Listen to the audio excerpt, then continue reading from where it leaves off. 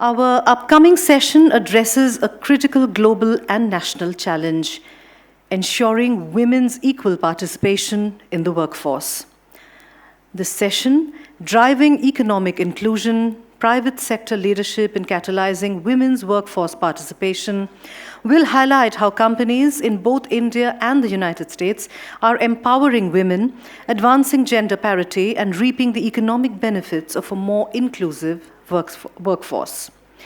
We are honored to have a keynote address by Ms. Annapurna Devi, Honorable Minister, Ministry of Women and Child Development in the Government of India.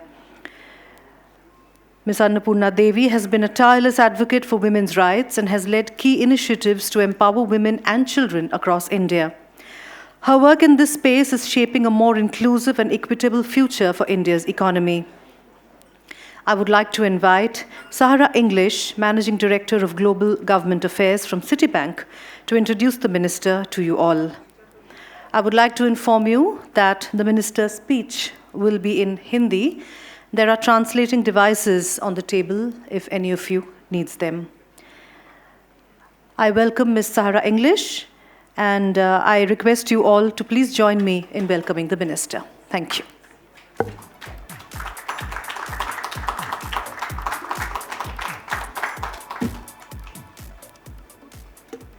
Good morning, everyone. I have the distinct pleasure of introducing the Honorable Minister Annapurna Devi.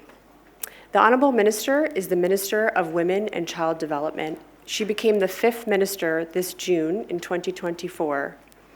The Ministry's mandate is to formulate and implement policy and programs that advance the well-being of children and women's economic empowerment and social empowerment.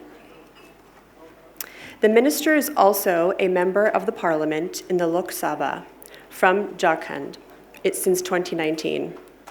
Prior to her appointment, she was the Union Minister of the State of Ministry of Education. And for almost 2 decades, the Minister has been an active member in the local state government of Jharkhand, where she was also held positions overseeing the well-being of women and children. She's a graduate of Ranchi University and hails from the village of Karilara in Jharkhand. Please join me in welcoming the Honorable Minister Devi.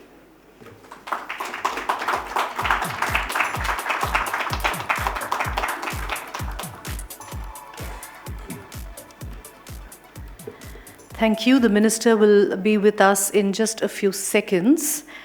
And after that, I would like to just inform all of you that we will be having the session and the topic, as I said, is driving economic inclusion, private sector leadership, and catalyzing women's workforce participation.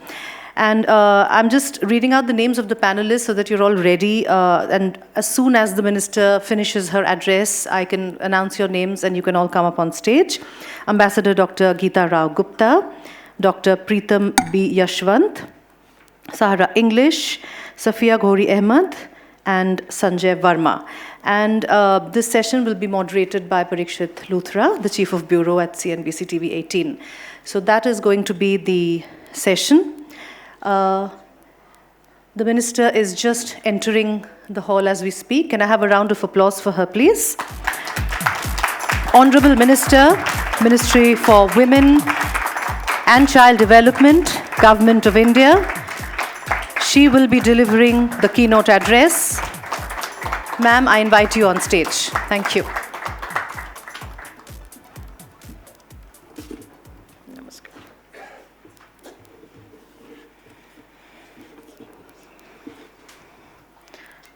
नमस्कार। आज के इस सभागार में उपस्थित USIBC के अध्यक्ष ambassador Atul Keshav ji, उपस्थित doctor Geeta Rao Gupta, ambassador at large, office of global women's issue, US department of state, उपस्थित विभिन्न महत्वपूर्ण संगठनों और कंपनियों के सम्मानित प्रतिनिधिगण एवं देवियों और सज्जनों, आज के इस कार्यक्रम में आप सबका बहुत बहुत अभिनंदन, बहुत बहुत स्वागत। मुझे इस बात की बेहद प्रसन्नता हो रही है कि इस समिट में बिजनेस वर्ल्ड के आप सभी विद्वतजन वर्कफोर्स में महिलाओं की भागीदारी के संबंध में विमर्श करने के लिए एकत्रित हुए हैं। इस विमर्श में मैं अपनी तरफ से कुछ बिंदुओं पर आपके साथ बात करना चाहूँगी। भारत आज़ादी के अमृत काल से गुजर रहा है और माननीय प्रधानमंत्री जी का संकल्प है भारत को 2047 तक एक विकसित राष्ट्र बनाना। विकसित भारत के निर्माण की इस विकास यात्रा में सबसे ज़रूरी है महिलाओं की समान भागीदारी। साथियों, भारत और संयुक्त राज्य अमेरिका के बीच कमर्शियल पार्टनरशिप्स को गति देने के लिए हम यहाँ मंच साझा कर रहे हैं और दोनों राष्ट्रों के गहरे और पुराने संबंधों के ध्वजवाहक रहे महान विचारक स्वामी विवेकानंद जी ने हमेशा महिला सशक्तिकरण पर जोर दिया। उनका कहना था, there is no chance for the welfare of the world unless the condition of women is improved. It is not possible for a bird to fly on only one wing. साथियों, आज का भारत वुमेन लेड डेवलपमेंट की ओर तेज़ी से बढ़ रहा है। जब महिलाएं आगे बढ़कर देश की प्रगति और विकास की रूपरेखा तय करने में अपनी अग्रणी भूमिका निभा रही है। वुमेन लेड डेवलपमेंट केवल एक नारा नहीं, बल्कि माननीय प्रधानमंत्री जी ने नारी शक्ति वंदन अधिनियम 2023 के जरिए लोकसभा और राज्य विधानसभाओं में महिलाओं के लिए 33% सीटें आरक्षित कर देश के नीति निर्धारण में महिलाओं की भागीदारी को और मजबूत करने की दिशा में ऐतिहासिक निर्णय लिया है। जब मैंने आज से लगभग 26 वर्ष पूर्व सार्वजनिक जीवन में कदम रखा, तब महिलाओं के लिए परिस्थितियां आसान नहीं थी और झारखंड में महिला एवं बाल विकास मंत्री के तौर पे काम करते हुए मैंने राज्य की महिलाओं की स्थिति को काफ़ी नज़दीक से देखा और समझा। वहाँ की महिलाएं काफ़ी सीमित संसाधनों के बीच जिस कुशलता से अपना और अपने परिवार की जिम्मेवारियां उठाती हैं, वह अपने आप में एक मिसाल है। पिछले 10 वर्षों में महिलाओं की आर्थिक, सामाजिक और शैक्षणिक स्थिति में उत्तरोत्तर सुधार हुआ है, जिसे और तेज़ी से आगे बढ़ाना है। साथियों, हम जानते हैं कि महिलाएं किसी भी समाज की धुरी के रूप में कार्य करता है और भारतीय सनातन परंपरा में तो यत्र नार्यस्तु पूजन्ते रमन्ते तत्र देवता, यानी जहाँ नारी की पूजा होती है वहाँ देवता वास करते हैं। भारत की बात करें तो वह चाहे घर की व्यवस्था हो या फिर पूरे देश की, हम आधी आबादी के बगैर सोच भी नहीं सकते हैं, कल्पना भी नहीं कर सकते। साथियों, पिछले 5 वर्षों में हमने महिलाओं के कार्यबल भागीदारी में 13% की वृद्धि का उत्साहजनक रुझान भी देखा, जो 2017-18 में 23.3% से बढ़कर 2022-23 में लगभग 37% हो गया है। हमें आर्थिक विकास के अपने दृष्टिकोण को साकार करने के लिए इस गति को और तेज करने की आवश्यकता है, ताकि हर महिला अपनी पोटेंशियल को रियलाइज़ कर सके। इसलिए ज़रूरी है कि निजी क्षेत्र के प्रतिष्ठान महिलाओं के लिए अपने दरवाजे खोले। आपके समर्थन और सहयोग से इसे 50% तक ले जाना कोई बड़ी चुनौती नहीं है। साथियों, महिलाओं के लिए सुरक्षित कामकाजी माहौल सुनिश्चित करने के लिए हमारे पास मजबूत विधायी प्रावधान है। Prevention of sexual harassment act यानी पॉस एक्ट जो कार्यस्थल पर महिलाओं की सुरक्षा सुनिश्चित करता है। इस कानून को बेहतर रूप से कार्यान्वित करने हेतु हाल ही में हमने सी बॉक्स पोर्टल का अपग्रेडेड वर्जन लॉन्च भी किया और आज उद्योग जगत के सम्मानित नेतृत्व की उपस्थिति में मैं आप सभी को महिलाओं के लिए सुरक्षित कार्यस्थलों के माहौल को बढ़ावा देने के हमारे प्रयासों में शामिल होने के लिए भी आमंत्रित करती हूँ। इसके साथ ही महिलाओं की सुरक्षा सुनिश्चित करने और उन्हें त्वरित न्याय दिलाने के लिए भारत सरकार ने हाल ही में भारतीय न्याय संहिता, भारतीय नागरिक सुरक्षा संहिता और भारतीय साक्ष्य अधिनियम में महिलाओं के खिलाफ अपराधों से निपटने के लिए काफ़ी कठोर सज़ा का प्रावधान किया गया है।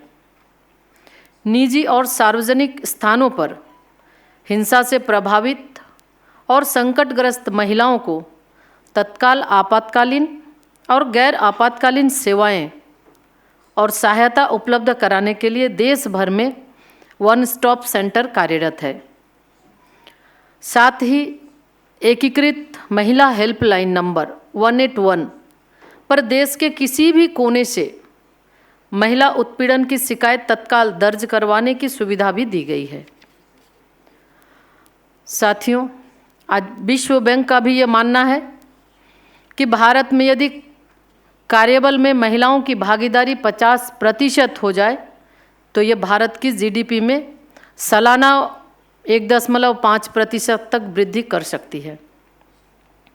महिलाओं की भागीदारी में व्यवधान डालने वाली खामियों को दूर करने के लिए सरकार आसान और कम ब्याज पर शिक्षा ऋण के माध्यम से युवा युवतियों को उच्च शिक्षा के लिए प्रेरित कर रही है। इसके अतिरिक्त देश की शीर्ष 500 कंपनियों में इंटर्नशिप के अवसरों के माध्यम से युवाओं को उद्योग से जोड़ा जा रहा है। मेरा आप सभी से आग्रह है कि इस अभियान में आपकी कंपनियों की पूर्ण भागीदारी रहे तथा आप युवाओं को अपना हुनर दिखाने का भी अवसर दें। साथ ही माननीय प्रधानमंत्री जी ने इस उद्देश्य के लिए लगातार बजटीय आवंटन में भी वृद्धि की है और इस वर्ष के बजट में भी मुझे काफ़ी खुशी है कि आदरणीय प्रधानमंत्री जी ने महिलाओं को लाभान्वित करने वाली विभिन्न योजनाओं के लिए 3 लाख करोड़ से अधिक का भी अब बजट आवंटन किया है, जो कुल केंद्रीय बजट का 6.5% से अधिक है।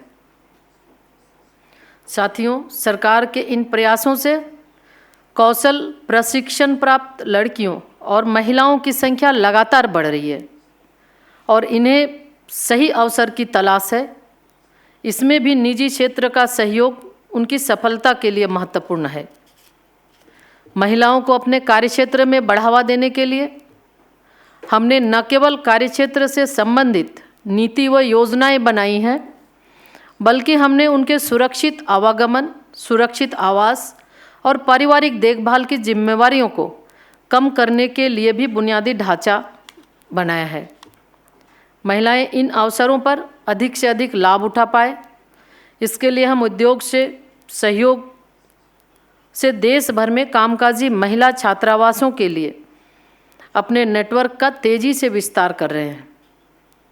महिलाओं का अपने छोटे बच्चों को देखभाल में लगने वाले समय को उत्पादक आर्थिक गतिविधियों में बदलने के लिए हम देश में गुणवत्तापूर्ण क्रैच स्थापित करने की दिशा में भी काम कर रहे हैं।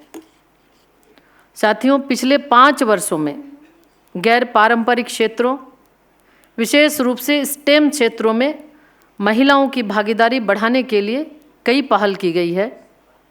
परिणाम स्वरूप उच्च शिक्षा में स्टेम में आज महिलाओं की उपस्थिति 43% तक पहुंच चुकी है, जो वैश्विक स्तर पर कई विकसित देशों से आगे है। कामकाजी महिलाओं के समान काम के लिए समान वेतन का प्रावधान तो है ही, पर इसका पूर्ण रूप से परिपालन सुनिश्चित होने से महिलाओं की भागीदारी में काफ़ी बढ़ोतरी भी हो सकती है। सरकार बालिकाओं के लिए टेक्निकल एजुकेशन, फाइनेंशियल लिटरेसी सहित तमाम स्किल ओरिएंटेड ट्रेनिंग की व्यवस्था कर रही है, लेकिन हर क्षेत्र में प्रशिक्षित इन होनहार युवतियों को आपके सहयोग और समर्थन की ज़रूरत है। आप इन्हें जितना अधिक अवसर देंगे उतनी ज़्यादा इनकी दक्षता बढ़ेगी और आपका संस्थान भी लाभान्वित होगा।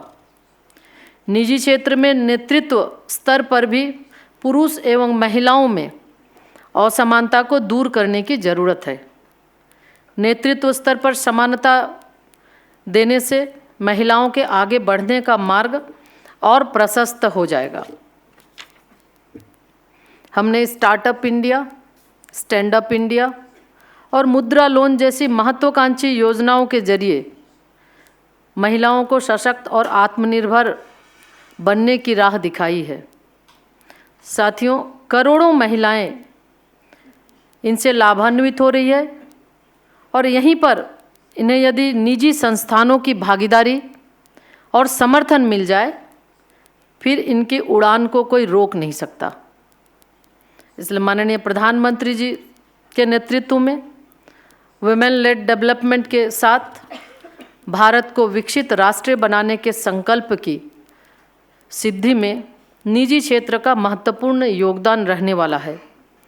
इसलिए आप सभी निजी क्षेत्र के सम्मानित प्रतिनिधियों से आग्रह है कि भारत की सक्षम नारी शक्ति के लिए समावेशी पहल कर राष्ट्रीय निर्माण के इस महायज्ञ में आप शामिल हों। आप सबका फिर से एक बार बहुत बहुत अभिनंदन, बहुत बहुत स्वागत, धन्यवाद। जय Hind.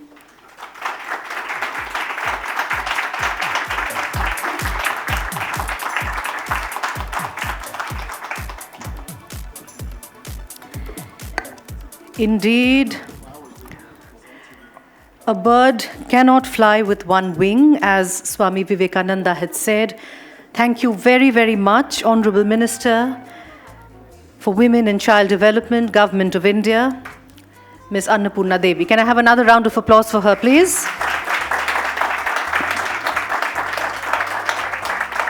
Thank you very much, ma'am, for your powerful words. I'm now delighted to welcome our panelists for the session, Private Sector Leadership in Catalyzing Women's Workforce Participation. Ambassador Dr. Geeta Rao Gupta, US Ambassador at Large for Global Women's Issues.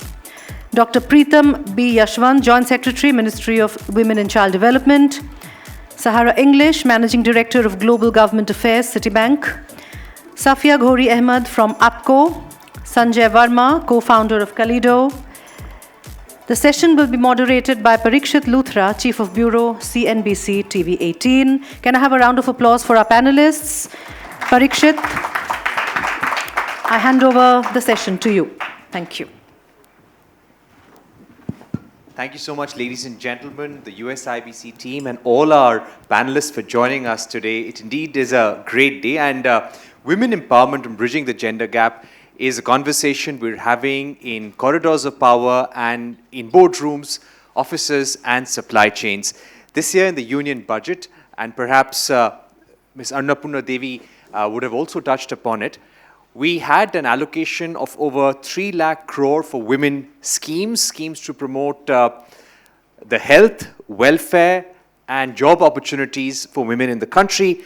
The women participation in the workforce in India has risen to 37% according to recent surveys by the Government of India. But clearly there is a long way to go. We've been having conversations with Dr. Gupta, Ambassador Gupta also over the past few days. Clearly there is a lot to do when it comes to improving access for women to credit, to healthcare and job opportunities across the spectrum. Let me really kick this off by talking to Ambassador Gupta. Ambassador Gupta, you've come a long way, starting off your career as an educationist, a lecturer in Bengaluru, and now leading the Women Alliance and all the work that the Biden administration is doing on women empowerment, not just with US and India, but across the world. Give us a sense of what the US-India Alliance for Women is really doing in terms of its larger mission. What has been the private sector response to this over the last 5 to 6 years, and how more members, people who are sitting from India Inc. in the audience, how can they participate in your journey? Thank you so much. Is this working? Yeah, thank you so much for that question. Before I answer and provide details about the alliance, I want to just underscore the point that was made by the minister a minute ago. That it's not possible, it is not possible, we've seen it country by country, to get the kind of acceleration of economic development as we're all long for without women's full participation in the economy, without their safety, and without their health being guaranteed. So just to underscore that point, and we often see investments in women as an expenditure. It's not an expenditure, it's an investment because it gets you a very high return.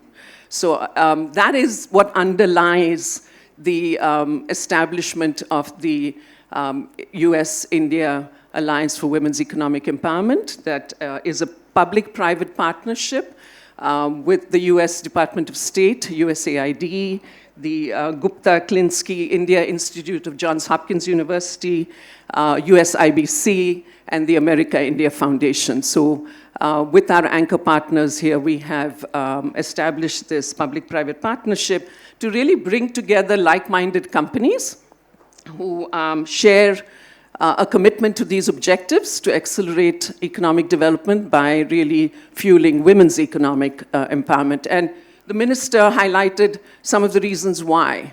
There's a McKinsey report that said very clearly that India stands to benefit more than any other nation in the world by really investing in women's economic empowerment. We know that India's GDP can rise by almost 18% by investing in women's economic empowerment. So that's essentially what underlies the motivation for establishing the alliance.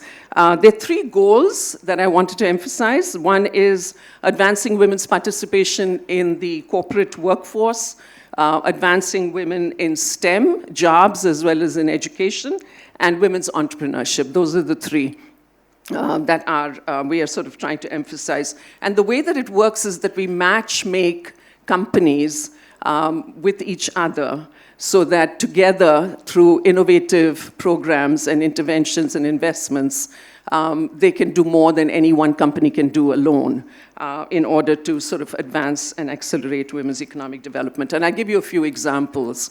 We have the Mahindra company that has invested in establishing a portal that matches women who are available for jobs with companies who are looking for women in sort of a very hyper-localized way, and also helping women develop the skills that are needed to fill the jobs that are available through companies. So that's just one example.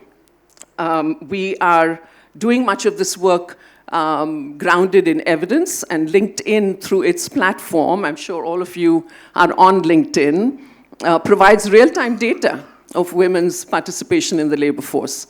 And so we're using that, we're leveraging that platform to sort of advance the efforts of this alliance.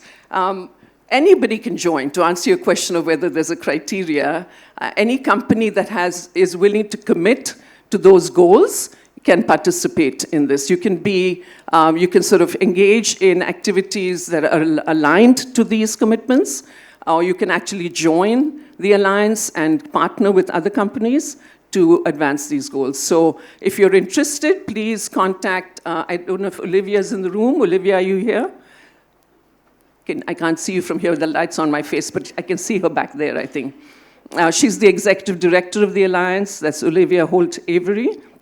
Or anybody in USIBC or any of our anchor partners to learn more about the alliance. But I really hope you'll all join, because it will definitely improve your bottom line.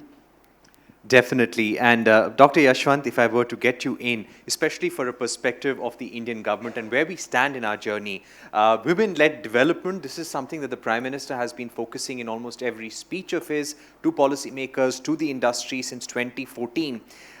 Most of the direct benefit transfer schemes of the government also go directly to the account of the woman member of the family, because the government believes, and there is a larger belief, that it is a woman who will take forward the best interests of the family and what they need for their savings as well. Could you give us a sense of the next set of steps that the government is looking to take or working on with the engagement of the private sector for women empowerment in the country and to invest in a future which gives equal opportunities to women? Thank you, Parikshit. And it's a pleasure to be here. Thank you all for having me. I would try to answer your questions by giving a sense of at what stage the country is, especially in the leadership of Prime Minister Modi in the last decade. I would begin by just indicating that, partnerships, especially with the United States, or with all our global partners, has gone to a very different level. When I speak of the United States, we have in cutting-edge technology, we're talking about partnerships in mineral security partnerships, or in quantum cooperation, or in the space. And then after the successful initiative of the productivity-linked incentives program, now there's a push for a design-linked incentive program too. And if we all just followed the news in the most recent days, couple of days, we are having at least 4 or 5 companies rolling out their semiconductor production units in India. I just want to give a particular example about a recent report which was there in the recently released Economic Survey of India, to give a sense to all our friends here. It spoke about a particular district, a small district in Tamil Nadu, a state in the south of India, a district called Krishnagiri. In a decade's time, it was a box story.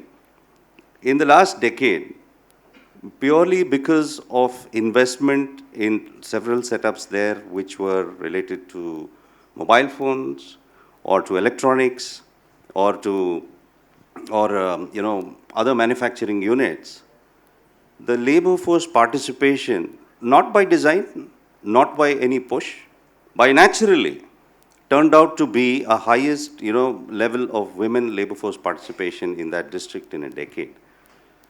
And we have a situation in which companies were vying with one another to actually recruit the women in the area of the district. And what is the result? We saw a credible, measurable drop in 3 or 4 important social indicators. A drop in violence against women, a drop in domestic violence, an increase in enrollment of women in vocational courses, and a further integration of women in the banking sector, in the financialization and the formalization of their lives. So personally, I would add one thing, that if a man were to get an education or a job, I think he's okay, he's fine. And not necessarily so sometimes. But if a woman gets the same opportunity, the entire family is secure for life. This is without question. In this background, if you take further examples of the recent, one example, for example, if the entire establishment of the Apple phone production units in Hosur, in the borders of Karnataka and Tamil Nadu, we were told, I was fortunate to have a meeting with the managing director a couple of days ago. He says, when the shift changes there, the 8-hour shift, it's almost like a cricket stadium emptying out, You have 40, 50,000 women coming out. So why am I saying that here is that the best thing happening for women could be that a formalization and financialization in this, and securing their position in the workplace. They are ready to grab it. And in a minute, I'll tell you why. So you have 40, 50, they have buses, 150 buses plying them from their homes. And then based on the demand, The largest ever hostel facilities are being created there. Full safety security, providing for recreation, because they want to keep them. There is a competition between recruiting women. So why am I saying all this is that here is a win-win situation. This is not being directed by government. Government is not asking the company, please build these hostels, or please supply these buses, please give them recreation, make them secure and safe. They are doing it because they don't want to lose this woman power. See, as a habit, you begin to say manpower, you see. So the woman power, and what have they found out? They said they are more dexterous in the way they work, they are committed, they're more well behaved, and then they are, there is no delinquency, there is no absenteeism, and they want to make it big. Multitasking. Multitasking. Now, I would like to close with another minute or so. Now, what is the background? Why are we at the cusp?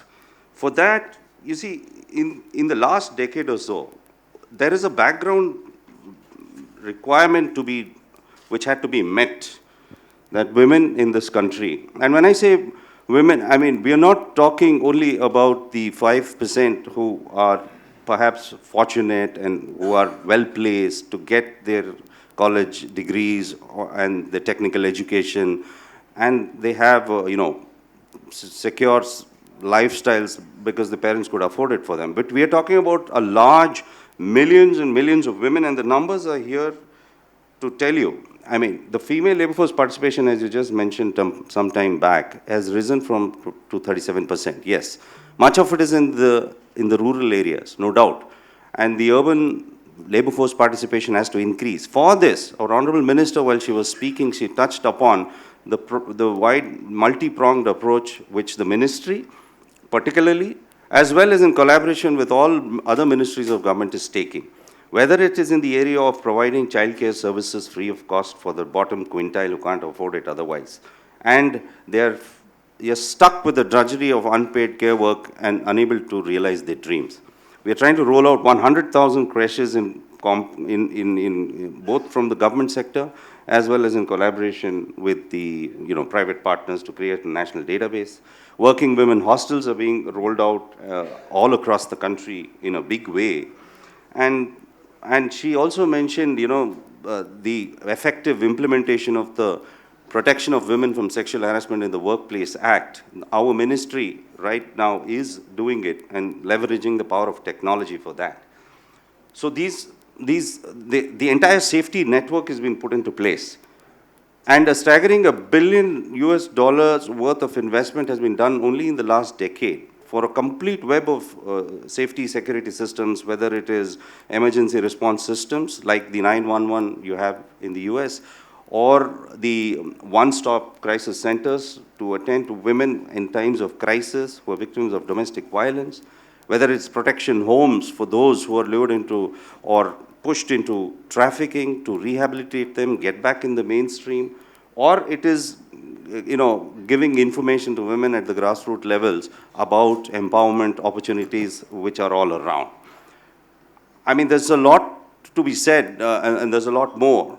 I close by giving one number. There are 100 million women in this country in women collectives under the Ministry of Rural Development who are actually engaging in economic activity, getting the idea of what it is to stand on your own feet.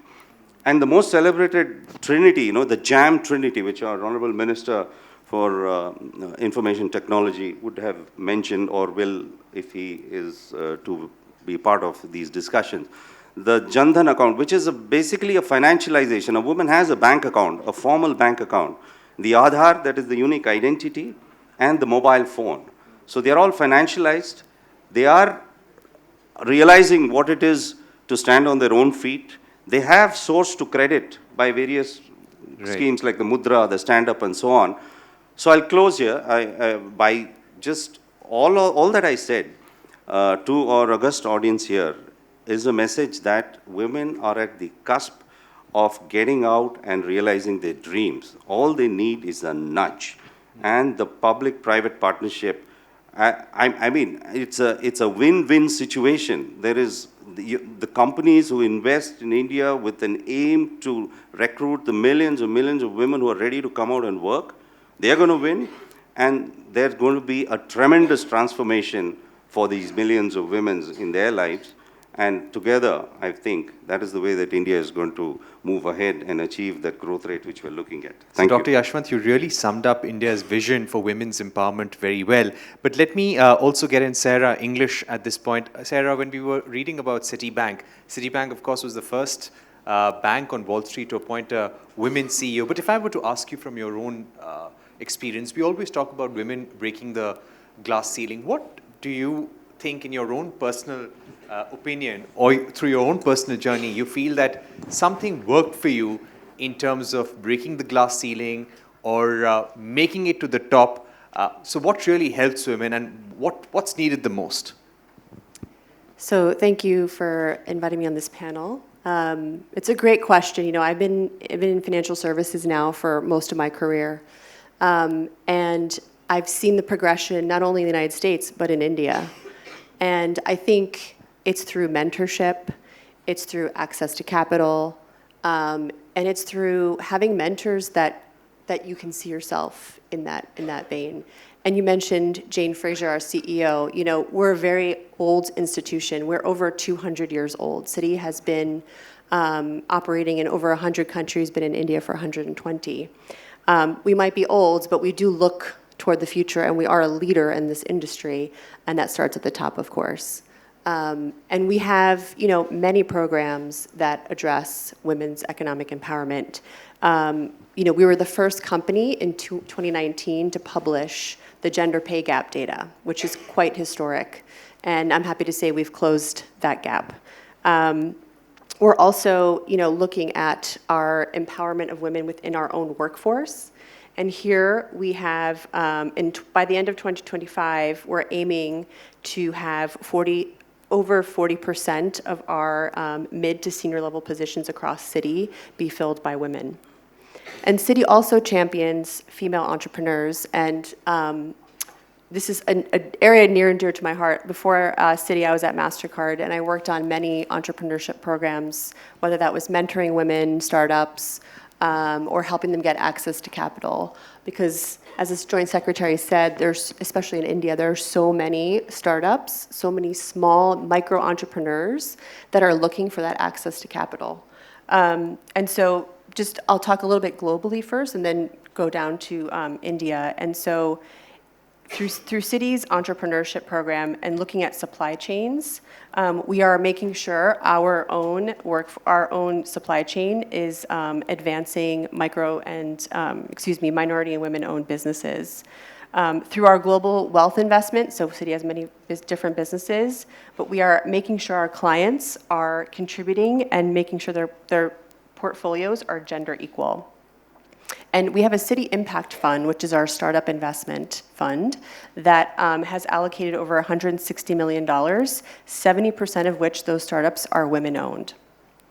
And specifically in India, last year, actually, we announced at the APEC Summit, Jane Fraser announced that we have entered into a partnership with ICICI Bank to co-finance small loans to micro-entrepreneurs, especially in rural India, targeting about 300,000 women-owned businesses. And these are just some of the examples that we have, but I think that access to capital is really important. It's sort of the seed that grows within a business, but also within the women's own well-being. Right. Thank you so much, Sarah, for joining us. Let me also go across to our other panelists right now. Sanjay, if I were to ask you, give us a sense of how technology can be an enabler. We heard Dr. Yashwant speaking about the JAM Trinity, Jan Dhan, Aadhaar, mobile, and they're now linking the ULI or the lending interface to it. But how can artificial intelligence be an enabler in bridging those gender gaps and breaking barriers for women? Thank you for having me. It's a real pleasure to be here. So let me just tell you a little bit about Kaleido and who we are and what SAWAT is. So Kaleido is a platform that was designed to really democratize opportunity. In my experience, and I've got quite a bit of gray hair, I sort of realized that the whole recruiting industry is quite broken. It was good for maybe 15, 20 years ago, but if you ask the average person out there how to find a job and how to find the right job, it's a very, very tough journey. there's no feedback loop. So what we've built is a platform that really uses AI to enable everybody to come on the platform, add the profile, and match to jobs. And not only that, get a feedback loop and saying, listen, this is what skills you're missing, and this is what you need to actually learn to improve your opportunity. In building that platform, I mean, the goal is to create 1 billion smiles. We came to India and we met a lot of companies here in technology and banking, and every one of those companies, literally every one, said to us, we love your technology, but we're having a tough time finding women in technology, which was shocking, right? I mean, so we spoke to probably 60, 70 companies, large companies. It was harder for medium-sized companies. Then we went to universities and asked them the same question, and they had the same challenges. So listen, women coming back to us, asking us, how can we be placed for a job? So peeling the onion, realize that the challenge in India is massive. And there's no platform today, no platform that really focuses on ensuring that women get the best jobs in India, none. So because of the way Kaleido is designed, we decided to create a community called SAWT, the South Asian Women in Technology. And the goal was, how do we really bring in 10 million women at least to find the best jobs, no matter where they are, no matter what school they come from, no matter what city they're in, right? So they should have a GPS of opportunity. Our first initiative in SAWT is to upskill. Given the size of the problem is so massive, we decided to go out and really upskill 10 million women in Gen AI. Gen AI is a technology that's here. It's a third wave. And the view is, if you don't understand it, if you don't embrace it, you're in trouble. There are 200 million women in India with smartphones. And in our point of view, every woman should really understand Gen AI and use it to their advantage. We're a small company. Our goal is to do 10 million. With a partnership with all of you, maybe we can reach a lot more than that. But that is exactly what we're trying to do, is create, bring in 10 million women to Gen AI. And the other thing I want to just share, India is going to be the factory for Gen AI. Companies all over the world are going to come to India and look for talent. We want to make sure that this community we're building, SAWT, is a go-to market for jobs. Thank you. Right, and that's an important point, because recent reports have also pointed out that when it comes to digital equality, there is a gap there as well. Women, girls, school-going girls don't have equal access to smartphones as the boys in the family or the men in the family do. Safia, if I were to ask you about the kind of advice you're giving to your clients to diversify the workforce, not just at the top level in their boardrooms, but on the shop floor as well, what has been your advice, and how are you helping them make that transition and change on in their offices? Thank you so much, and thank you all for being here. Let me start with APCO a little bit, because we're an interesting firm. We're a global advisory firm that's 1,400 people strong with 40 offices around the world. But we're a women-led, women majority-owned advisory firm, which is kind of rare. And it was our founder, who's a woman, was a school teacher and had her kids, and then founded this firm, and it's grown exponentially, and it's meaningful to a lot of people, and we give advice to clients in this space, and there's something that I've heard over the last year that I've been working with Marjorie is recruit, retain, and advance, and these are sort of best practices that we give our clients, and it's something that we uphold within our own practices as well. So in recruiting, diversifying your hiring pool. So within APCO, we have practices in place to ensure that if we're hiring for a position, we've got to have the same number of women that are in the applicant pool that there are for men. And so this is the advice that we give to other firms as well. And it's something that when I joined, it was just my eyes kind of opened up really wide to know that this was a practice that was in place, and this advice that we're giving to clients. In terms of retain, I mean, there's all kinds of advice out there about addressing expectation for women who are juggling childcare issues and pay gaps and all kinds of different things. But there's something that is really amazing that I've seen in several of our clients, but also within our own firm, is allowing women who have had kids to sort of come back into the workforce and giving them the same pay rather than penalizing them for losing 5 years or X number of years and not being in the workforce, but to give them the pay as if they had worked for those 5 years and to give them a commensurate experience for those 5 or 10 years that they've been out of the workforce. And we've found that those women are the best project managers and can juggle those expectations for clients in less amount of times, the amount of time than others. And so those moms are hustling in the workplace. And so we do a lot of retention and sort of addressing those expectations. There's something on pay transparency, though, that's happening in the market that we've seen companies like mine, like APCO, but Google and IBM, which are requiring equal pay for equal work. And that's really powerful to join a company, and we're seeing women demand it, and we're seeing women ask for it and join firms because there's transparency there. And then in advancement, I wanted to sort of talk about being intentional about requirements for women on boards, women in senior leadership positions. Companies like Mahindra here in India are doing exactly that, where they've got women in senior leadership C-suite positions, and that is intentional. The CEO, the board are requiring it, are mandating it, and it just means better decisions are being made for the business.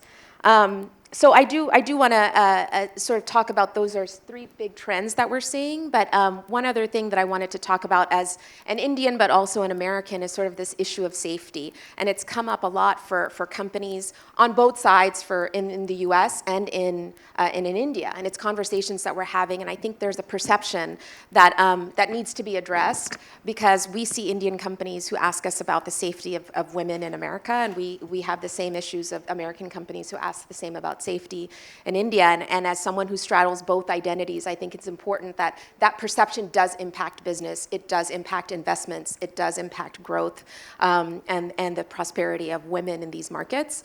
And so I do want to give a shout out to USIBC, because they always ensure that there's a woman on the panel, there's always a female voice, and that's really important for those of us who are trying to express our ideas. And so I just want to thank Atul and the USIBC team. All right. We have just about time. I think we have 1 minute left, but we have to take closing remarks from all our panelists. So let me begin from Dr. Yashwant. If you could give us your thoughts about what more can the private sector do, because the government can make interventions and policies to a certain extent. Somewhere the private sector in India also has to rise to the occasion. They are doing that, but what more probably reciprocity do you need from the private sector? Well, I can only underline what our co-panelists have just said, especially Sarah just said. There has to be a culture, a recognition. And I think what Sarah and Safiya said, we should just pick on that. They are companies who realize that it's in their own benefit. It's not, I mean, if that's the way the thing works, if you do not want to do it in an altruistic perspective at all, which is the way one should do it. But otherwise, in your own benefit, if the Maternity Benefit Act basic provisions which exist in this country, if they are made of foot, and you put your foot down and say, no way, this has to be done. We are going to give these benefits. We are going to give the creche facilities. We are going to respect women for their specific needs, so that they give back to the company. And as just Sarah underlined it, they come back and give you double of what you expect. So you respect women for all the qualities that they have, and companies are only going to benefit out of it. This is inside the company, part one. And the other one is what I already said, so I don't have to repeat. Right. Invest, set up shop, and look for women in the vicinity. They're ready to come and work for you. And they win, you win. That's my closing remarks. All right. It's as easy as that. That's the silver bullet, actually. All right. Ambassador Gupta? I just want to say that, think of all the barriers that women face in entry, in retention, and in promotion, in advancement. and think about ways to address them. There's a lot of experience, and you talked about it, Safiya, some of what can be done to make it easier for women to enter, even for women entrepreneurs, to get access to markets, to get access to capital, to not make sort of demands for collateral that are not easy to meet. So to recognize that women face certain barriers, and safety, not just in the workplace, but safety in transportation to get to the workplace, in public spaces overall, are incredibly important issues that I think if you want to employ women and benefit from their expertise and their commitment, these are the kinds of issues that private companies should be thinking about on how to address and learn from each other. There's a lot to learn. Right. Sarah, any kind of final comments that you'd like to leave us with? Yes. I think first and foremost, it has to be intentional, whether that's government policy or corporate policy, right? Because at the end of the day, it's just good business to invest in women. And I gave you plenty of examples of why that is, but it has to be intentional. And I think the key really is, if we're going to close the funding gap or the workforce gap, it has to be a public-private partnership, because alone the private sector cannot do it. We need to have the government come in and facilitate, whether that's co-funding or the policies that support that. Right. Safiya? Thank you. I would just say, you know, as I look at our firm and we have female leadership in some of the toughest emerging markets and male-dominated societies, we have female MDs running our businesses. And in conversations around that, it's not about the numbers, it's not about the percentages or the seats, but it's about enabling the strongest talents who are best placed for that organization. And so I think that's the way to look at it, is what's the strongest talent and who's going to bring in and lead that business in the best way, and just creating an equal playing field and creating those opportunities. Right. And finally, to you, Sanjay, at this point, India is trying to be a leader in Gen I. What are some of the things that we must keep in mind so that we make sure there are no discrimination, there are no differences when we come to hiring women talent and retaining them? Well, I think we are in a phenomenal position now. It's India is a country that's most talked about. We are on an amazing growth trajectory. Gen AI is here to stay. We have, as I said, 200 million women with smartphones and growing. This is the opportunity to really, you know, the wave, we're at a special point today where if we can get those 200 million women on this wave, they'll have an amazing ride. But we have to do it fast. We have to trust them, enable them with this tool so they can go fly and have the dreams come true. And this is about partnerships, public partnerships and private partnerships. All right. Thank you very much, ladies and gentlemen, for joining us on this panel. Lots to think about. And thank you, everyone, to the audience for listening in and supporting us as well. Thank you very much, Parikshit Luthra, for moderating this session. I request all of you to please huddle for a quick photograph.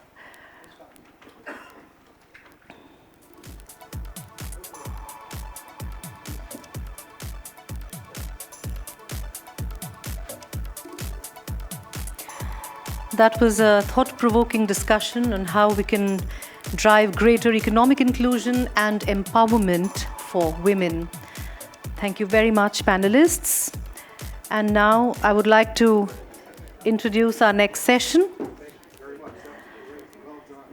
The next session, ladies and gentlemen, is Securing the Future, Cloud and Technological Security.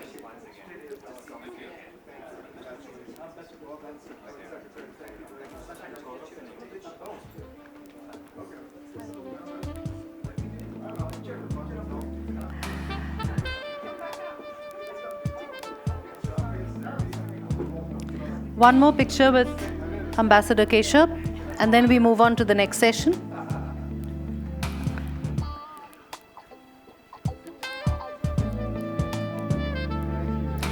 Thank you so much, Ambassador Keshav. Thank you so much, panelists.